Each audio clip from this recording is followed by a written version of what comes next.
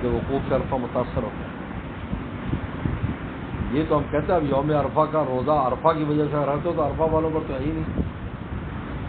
معلوم کہ 9 تاریخ کا روزہ ہے کہ وہ حج پر ہیں, تم یہاں پر اپنا پیدا حاصل کرو 9 تاریخ. ان پر تو حاجی پر تو روزہ نہیں ہے. کیا ماسل کچھ نہیں ہے, اس لیے کہ وہ حج 9 تاریخ کو حج ہوتا ہے نا, اس وجہ سے 9 تاریخ کی اہمیت ہے. 9 ذی الحجہ کی, جس طرح 10 محرم کی ہے اس طرح 9 ذی الحجہ کی. حاجی احرام میں اللہ کے گھر میں ہے تو ہمیں کچھ چیزیں عنایت کر دی کہ تم یہاں فائدہ اٹھا دیے. قربانیاں دے دی, ہمیں روزے دے دیے, 10 دن دے دیے.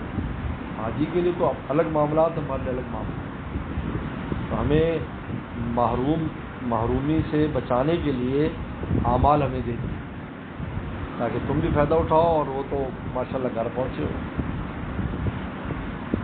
تم بھی فائدہ, تم بھی خالی نہ لاؤ, قربانی کرو. تمہیں بھی ابراہیم السلام کی سنت کا ثواب ملنا. وہ تو وہاں قربانی کریں گے, نہیں بھی کریں گے. حج افراد ان کو قربانی نہیں, جیسا استطاعت کچھ بھی ہے. تو اس وجہ سے اللہ کا فضل ہے کہ نہ وہ محروم ہو نہ جانے والے محروم ہو, تاکہ تمہارا دل چھوٹا نہ, یار وہ چلے گئے ہم نہیں گئے. کہا چل تم یہ کر لو.